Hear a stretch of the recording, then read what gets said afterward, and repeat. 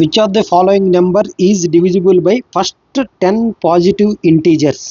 ఈ question FRO మొన్న జరిగిన మెయిన్స్లో అడిగారు.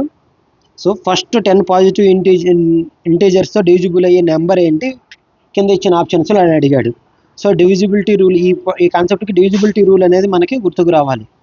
So first 10 positive integers 1 2 3 4 5 6 7 8 9 10. So 1తో ప్రతి నెంబర్ డివిజిబుల్ అయిపోద్ది. సో నాట్ ఇది నెసరీ. 2తో డివిజిబుల్ అవ్వాలంటే ఈవెన్ నెంబర్ అవి ఉండాలి అది. సో ఇచ్చిన అన్నిట్లో ఈవెన్ నెంబర్ ఒక బి తప్ప. సో అది క్యాన్సిల్, ఇది కాదు. 20 25 ఈవెన్ నెంబర్. 3 అంటే some of the digits must be divisible by 3. So 9 9 9. So all numbers అనేది 3తో డివిజిబుల్ అవుతుంది. ఓకే, సేమ్ వే 9 కూడా సమ్ అనేది డివిజిబిలిటీ బై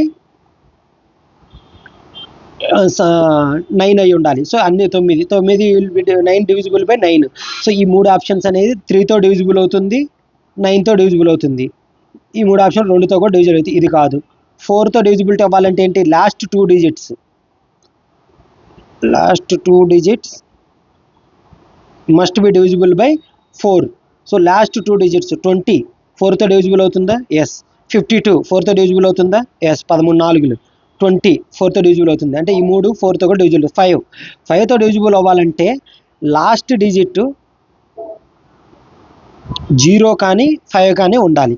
ఓకే, 0 కానీ 5 కానీ. ఇక్కడ 2.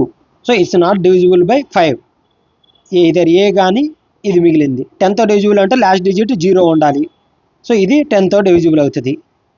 6తో డివిజిబుల్ అవ్వాలంటే 3తో డివిజిబుల్ అయి ఉండాలి, 2తో డివిజిబుల్ అయి ఉండాలి. సో ఈ 2 నెంబర్లు 3తో అవుతుంది, 3తో కూడా అవుతుంది కదా. సో 6తో అవుతుంది. 7 8. 8తో ఫస్ట్ 8తో చెక్ చేద్దాం. 8తో డివిజిబుల్ అవ్వాలంటే రూల్ ఏంటి, లాస్ట్ 3 డిజిట్స్ 8తో డివిజిబుల్ అయ్యి ఉండాలి. సో లాస్ట్ 3 డిజిట్స్ ఫస్ట్ దాంట్లో 520, సెకండ్ దాంట్లో మనకు మిగిలిన ఆప్షన్లో 220. 520 8తో డివిజిబుల్ అవుతుందా? 8 1 8 48 48 5 అవుతుంది. సో 8 8 16 4 6 60. 60 అనేది 8తో పర్ఫెక్ట్ డివిజిబుల్ అవుతుందా? అవ్వదు. రిమైండర్ 4 వస్తుంది.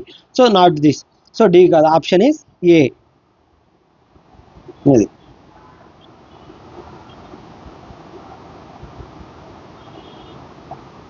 సో ఆన్సర్ అయితే వచ్చింది. బట్ 7th ఒక్కసారి 7th కూడా ఏంటో చూద్దాం. 7తో divisibility, 7 divisibility rule.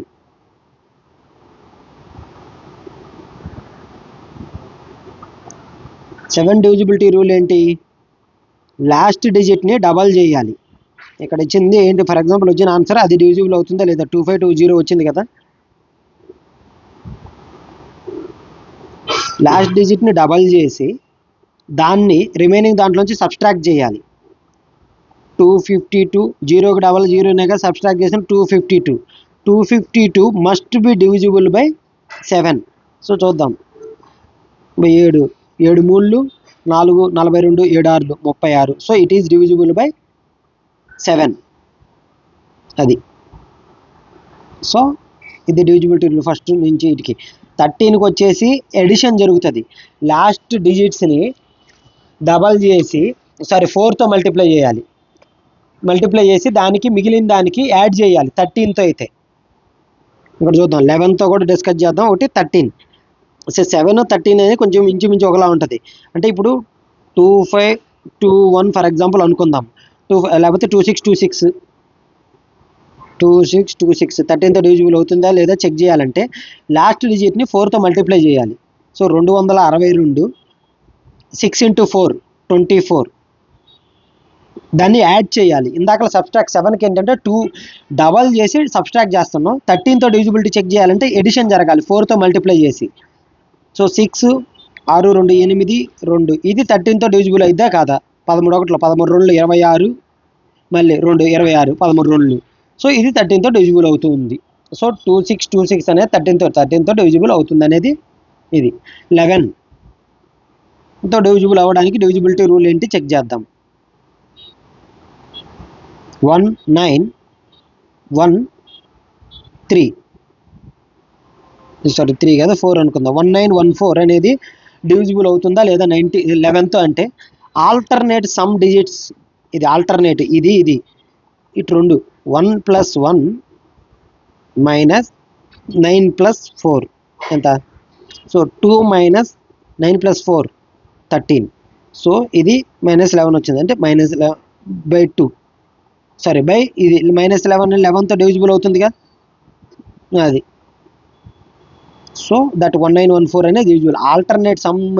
Alternate digit sum difference 11తో డివిజిబుల్ అయితే ఆ నెంబర్ అనేది 11తో డివిజిబుల్ అవుతుంది. సో అది